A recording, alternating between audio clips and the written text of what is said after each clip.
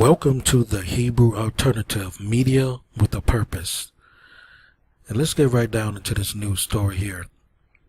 If you've been following end-time Bible prophecy and following all these end-time events taking place in the world, you know that we've been seeing some real fulfillment of Bible prophecy in these last days, brothers and sisters.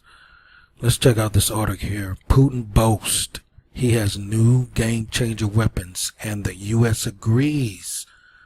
So we are getting closer and closer to this final battle and the final destruction of Babylon the Great.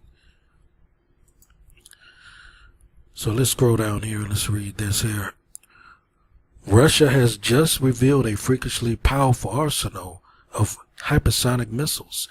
The U.S. has been forced to admit it can't do anything about them. Isn't that ironic? Originally published by Jamie Seidel. President Vladimir Putin is bursting with pride. He's certain Russia's brace of new weapons have no foreign equivalents, and he believes this will give his country an edge for decades to come. President Putin, speaking at a meeting with his top military brass in Moscow, singled out his new Kinzhal hypersonic missile and the Vanguard hypersonic glide vehicle, saying they have significantly bolstered Russia's military capability. No one has supersonic weapons yet, but we have it, he says, and there's no idle boast. So let's check out this video.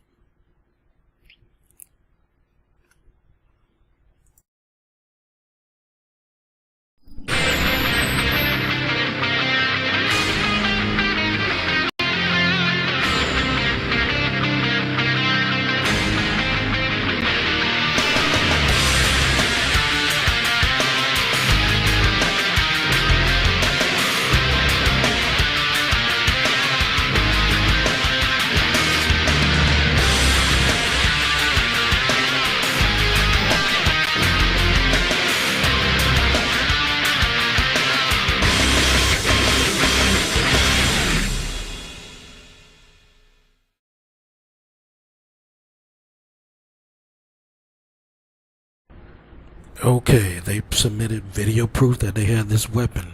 Let's continue to read. Also overnight, the U.S. government admitted it is powerless to defend against these game-changer hypersonic weapons. The Government Accountability Office says their speed, altitude, and maneuverability simply make them too difficult to stop. The report states there are no existing countermeasures. Now, mind you that Russia just sent two hypersonic bombers to Venezuela that can hold nuclear missiles right there down in South Africa. Let's read on.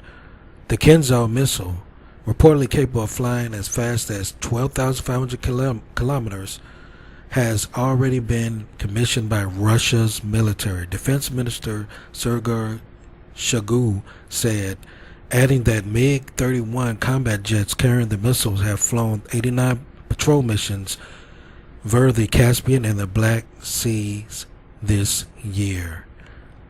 So let's check out this video as well.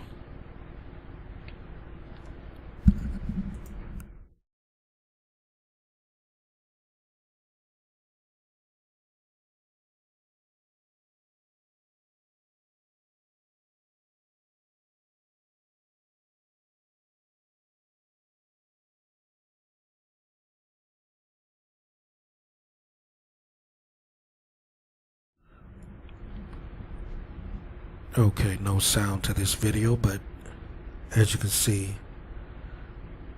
they are ready for war.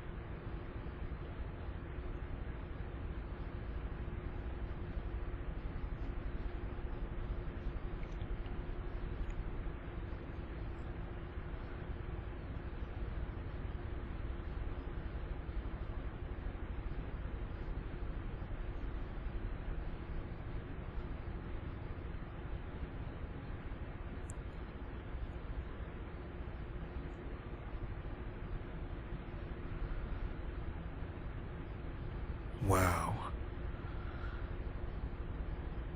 This here is indeed an example of how far Russia has come behind the scenes to surprise the U.S. in the coming future.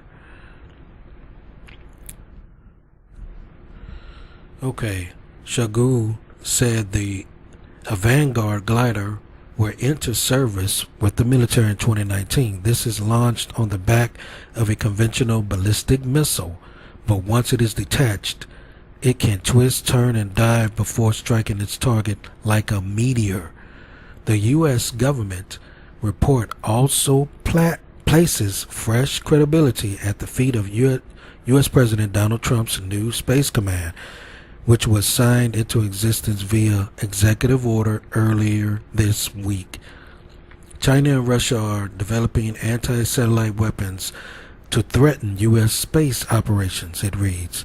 China is developing capabilities to conduct large-scale anti-satellite strikes using novel physical, cyber, and electronic warfare means. So, Russia is preparing for its biblical duty to be done. The biblical Medes, and they will attack Zion, so y'all get ready. Russian President Vladimir Putin speaks to the top military staff in the Russian Defense Ministry headquarters in Moscow, Russia, in this picture here. Alright, let's check out some more of this video here.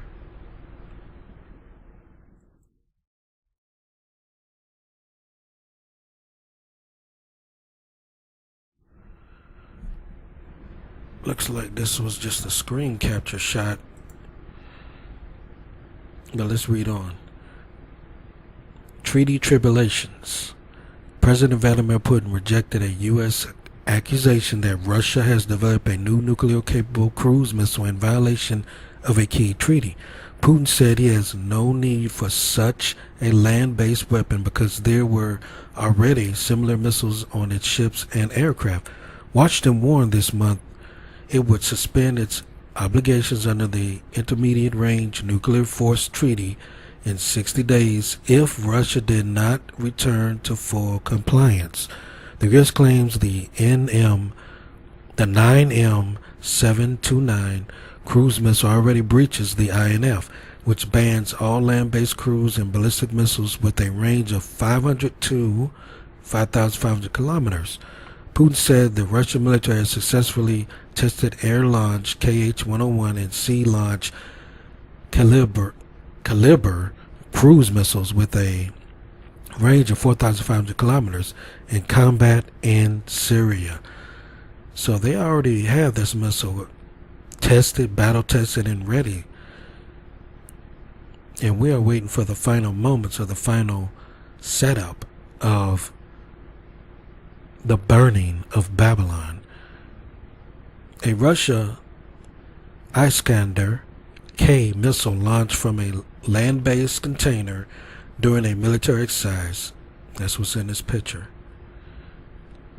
It has probably made our partners worry, but it doesn't violate the INF treaty, Putin said.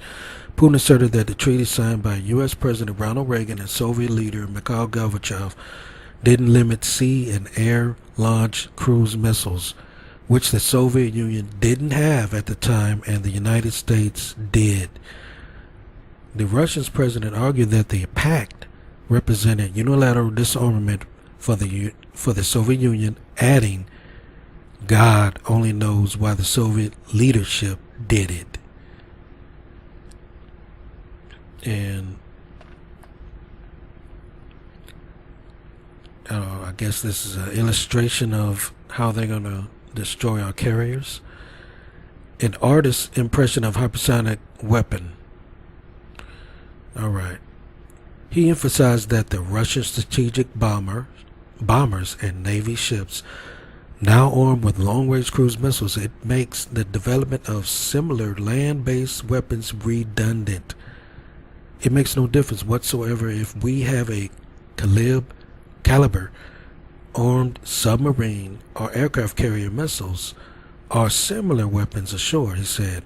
We can strike any targets within the range of 4,500 kilometers from the territory of Russia.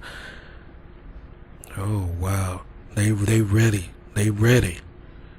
Putin said that new Russian weapons have no foreign equivalent, helping ensure the nation's security for decades to come.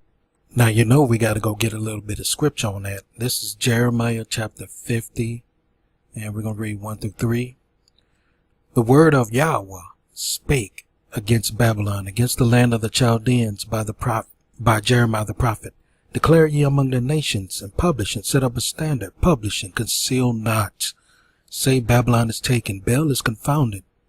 Merodach is broken in pieces. Her idols are confounded. Her images are broken in pieces. From out of the north there cometh up a nation against her, which shall make her land desolate, and none shall dwell therein. They shall remove, and they shall depart, both man and beast. Now let's go get an understanding of these Chaldeans. We know the ancient Chaldeans were from the land of Ur, from Shem. But this is talking about a different people in these end times, Zion. This is from the war scrolls. For the instructor, the ruler of the war. The first attack of the sons of light shall be undertaken against the forces of the sons of darkness, the army of Belial, the beast. The troops of Edom, Moab, the sons of Ammon, the Amalekites, Philistines, and the troops of the Kittim of Ashur. Supporting them are those who have violated the covenant. And these are the sons of darkness today, which is the army of the beast, army of the dragon, army of Satan. Edom, who is Esau. Moab, which we understand to be the Chinese. Sons of Ammon, which we understand to be the Japanese. Sons of the east, the Amalekites, who is also of Edom. Philistines, and the bands of Kittim. Now who is Kittim? This is from the lineage of Javan, the Greeks and the Romans. This is very important. This is a critical understanding to understand in these last days while you're reading the scriptures and reading about Bible prophecy yet to take place. For behold, I rouse the Chaldeans, that bitter and hasty nation, interpreted. This concerns the Kittim, who are quick and valiant in war, causing many to perish. All the world shall fall under the dominion of the Kittim, and the wicked shall not believe in the laws of Yahweh. So the Kittim is comprised of Esau, who's reigning and ruling over Japhet's lineage, the Romans and the Greeks. They have the full dominion of the earth. Now that we got an understanding of who the Chaldeans are in these end times, we know that they're the Romans, the Greeks, and Esau mixed together. Because I'm going to read something else about Esau. But here, the Most High is going to rouse the kingdom from the north against Babylon. And the kingdom of the north is Russia, who is the Medes.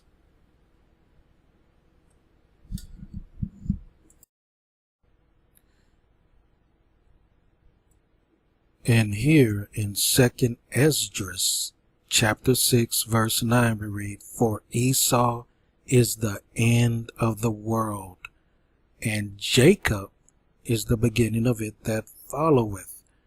So Esau is still alive and hiding today amongst Japheth, or what you would call the Europeans.